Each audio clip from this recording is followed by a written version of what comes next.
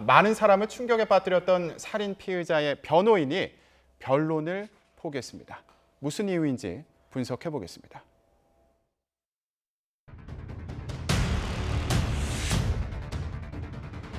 우리를 위해 여러분 도와주세요. 저는 그걸로 됩니다, 여러분.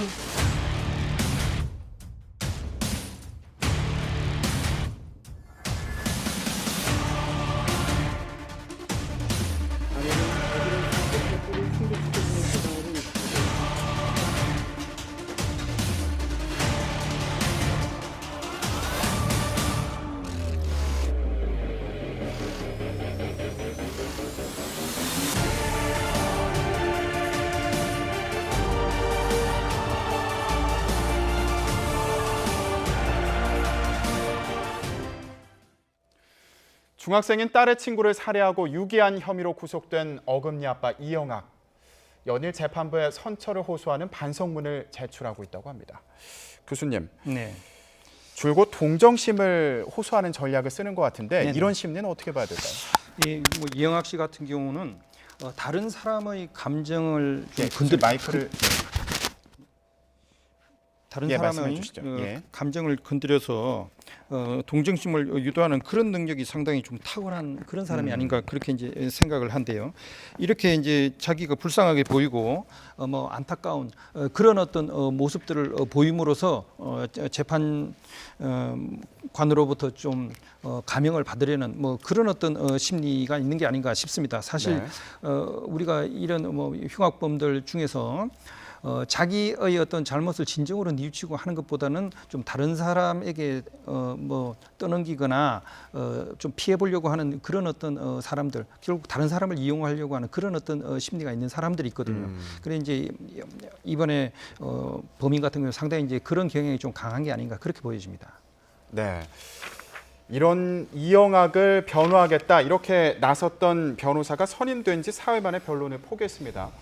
일단 변호하겠다고 나섰던 그 배경이 뭔지도 궁금하고 그리고 포기하게 된 이유는 뭔지 이것도 궁금하거든요. 어떤 흉악범이라도 이제 헌법상 변호인의 조력을 받을 권리가 있고 또 변호인은 개인적인 양심과는 별개로 법률이 허용하는 범위 내에서 법률적인 조력을 할 수 있기 때문에 그거 자체가 문제가 된다고는 생각을 하지 않아요. 근데 뭐 조두순이라든지 뭐 그런 유영철 그런 흉악범들의 경우에 선뜻 변호사들이 나서지 않는 이유는 변호인은 피고인의 이익을 위해서 활동을 하는 사람이기 때문에 개인적인 양심에 비추어서 도저히 자기 양심이 허용하지 않는다면 그 경우에는 사건을 안 맞는 게 맞거든요. 근데 이분 같은 경우에 지금 보도된 바에 따르면은 이영학 감형 목적이 아니라 끔찍한 범죄를 저지른 이유를 알고 싶었을 수도 있다. 지금 이렇게 보도가 되고 있는데 만약에 이 사람이 이영학의 변호를 맡으려고 했던 그 이유가 단지 이거밖에 없다면 저로서는 이해가 안 가요. 왜냐하면은 변호인은 어떤 피고인에게 무죄를 다툴 여지가 있거나 형량을 감경하기 위해서 하는 거지 궁금해서 변호하는 거 아니잖아요. 그래서 단지 이유가 이것뿐이라면은 좀 이해가 안 가네요. 네.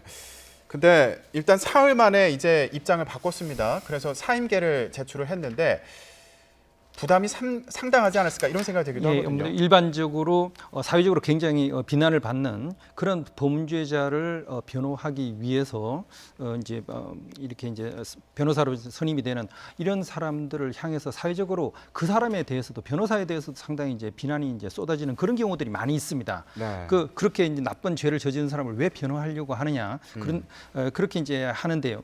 그런데 만약에 이 사람이 이영학의 어떤 요청을 받았다거나 또는 이제 이영학 주변의 어떤 가족이나 이런 사람들이 요청을 해가지고 자기가 이제 변호사로서 이제 선임된 경우는 좀 다를 수 있어요. 그런데 이제 그게 아니라 자기가 하겠다고 이제 무료 변호를 하겠다 이렇게 나섰는데 사실 이영학으로부터도 그렇고 주변에 이제 가족들이나 이런 사람들부터 별로 그렇게 뭐 협조를 받지 못한 게 아닌가. 그래서 결국은 자기가 원하는 바를 좀 성취하기 어려웠던 그런 상황이었던 것 같습니다. 네.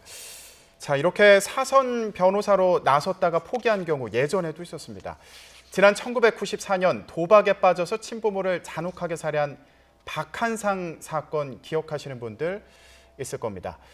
전 환경처 장관을 지낸 황산성 변호사가 범인을 뉘우치게 하고 싶다면서 변호하겠다고 나섰다가 사임을 했었는데요. 그 당시에도 비판 여론이 상당하지 않았습니까? 예, 근데 황산성 변호사는 자신이 그 변호를 맡았던 이유에 대해서 내 자식이나 다름없다고 느껴졌다. 잘못을 뉘우치게 한 뒤 뭔가 재판부에 선처를 부탁할 예정이었다. 그렇게 얘기를 했어요. 근데 저 정도 이유가 있었다면 이 앞에 이 이영학 사건 단지 궁금해서 사건 변호를 뭐 맡았을지도 모르는 그분하고 비교를 해보면 그래도 이유가 있다고 봐요. 뭔가 깨우치게 하기 위해서 어머니로서 네. 생각을 했다 그러면. 근데 당시에 황산성 변호사가 3달 만에 사임을 했던 배경은 이 사람은 도저히 어떤 선처를 받을 여지가 개전 애정이 없다고 생각해서 이제 사임을 했다 그렇게 알려져 있는데 뭐 그럴 수 있죠. 그거는 뭐 네. 자기가 의도했던 바하고 왜냐하면 이 변호인하고 의뢰인하고는 신뢰관계가 가장 중요한데 그걸 어떤 맺을 만한 연결고리가 전혀 보이지 않는다면 사임할 수 있다고 생각해요. 네. 그럼 간단히 이영학 사건 앞으로 변론은 어떻게 진행되는 건가요? 이영학 사건 같은 경우는 국선 변호인이 선정이 돼가지고는 변론이 진행이 되겠죠. 네. 예. 알겠습니다. 지금 변호를 맡겠다고 했다가 자진해서 사임계를 낸 상황인데 앞으로 법정에서 어떤 상황이 진행될지 계속 지켜보도록 하겠습니다. 오늘 말씀 여기까지 듣겠습니다. 두 분 고맙습니다.